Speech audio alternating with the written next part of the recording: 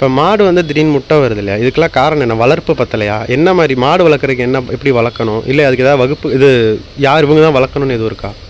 பொதுவாக இப்போ மாடு யார் வேணால் ஒரு நடுத்தர குடும்பத்தில் வளர்க்கலாம். அதுக்குன்னு தனியான வகுப்போ பயிற்சியோ தேவையில்லை.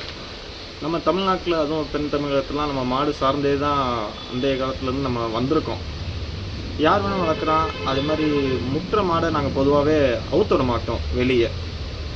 அதே மாதிரி மாடு இப்போ நம்ம எல்லா நேரமும் வீட்லேயே அடைச்சி வச்சுருக்க முடியாது. நம்ம வெளியே திறந்து விடும்போது அது சில சமயத்தில் யாரையாச்சும் தாக்க போகலாம்.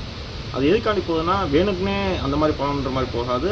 நம்ம வண்டியில் போய்ட்டுருப்போம், ஹாரன் சவுண்டு அடிப்போம், இல்லாட்டினா ஒரு பெரிய அதிர்ச்சியான சவுண்டு கேட்குது. அந்த மாதிரி நேரத்தில் மட்டும்தான் மாடு அதிர்ந்து போய் தன்னை பாதுகாக்கிறதுக்காண்டி அது ஒரு தவிக்க வச்சு ஓடியோ இல்லை தள்ளிவிடவோ முயற்சி பண்ணும். அந்த மாதிரி முயற்சி பண்ணும்போது நம்மளை தற்காத்துக்கிறதுக்கு பக்கத்தில் ஏதோ ஒரு சின்ன சைடு இருக்குது, இல்லை ஒரு பொந்து மாதிரி இருக்குதுன்னா அது உள்ளே வர முடியாத அளவுக்கு நம்ம போய் நம்ம நின்றுக்கலாம். கொஞ்ச நேரத்தில் மாடே அது தானாக போயிடும். மாடு பழி வாங்கணும் அந்த மாதிரி இது வந்து எப்பயும் பண்ணுறது கிடையாது. பொதுவாகவே மாடை வந்து நாங்கள் பிள்ளை மாதிரி தான் வளர்த்துக்குவோம். அது சப்போஸ் நம்மளை தாக்கிருச்சுன்ற பட்சத்தில் நம்ம அந்த காயத்தை பொறுத்து நம்ம சிகிச்சை எடுக்கிற மாதிரி தான் இருக்கும். காயம் சின்ன லெவலில் இருக்க ஒரு மயக்கம் அந்த மாதிரினா தண்ணி துவைச்சி மாடு முக்கினவங்களை எழுப்பிடலாம். அது பெரிய காயமாக இருந்துச்சுன்னா நம்ம உடனே அரசு மருத்துவமனையை அணுகிறது ரொம்ப நல்லது. கொஞ்சம் அதை தாண்டி கொஞ்சம் அவசரமான இது இருக்குது, கொம்பு குத்திருச்சு அந்த மாதிரி இதுக்கு நமக்கு தமிழ்நாட்டு அரசு ஆம்புலன்ஸ் வசதி, வீடு தேடி மருத்துவம், அந்த மாதிரி நிறையா திட்டங்கள் இருக்குது. அந்த திட்டத்தில் இருக்க ஃபோன் நம்பர் கால் பண்ணி அவங்க நம்ம டைரெக்டாக அணுகுனா அவங்க முதலுதவிக்கு உடனே வந்துடுவாங்க. அந்த மாதிரி இது இருக்குது.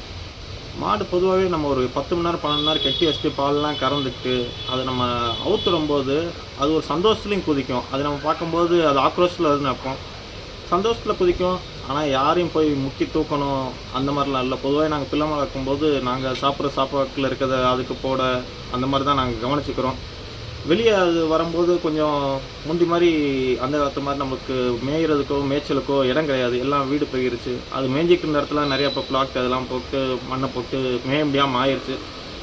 அது போகிற உள்ள ஏதோ குப்பத்தக்கில் இருக்க இலையவோ இல்லை அந்த பக்கம் தள்ளி போனோடனே ஒரு சாப்பாடு ஏதாச்சும் கொட்டி கிடக்கும், அதையோ சாப்பிட்டு தான் அது வளருது. அது வந்து தடுக்க முடியாத சூழ்நிலை தான் நம்ம இப்போ இருக்கோம்.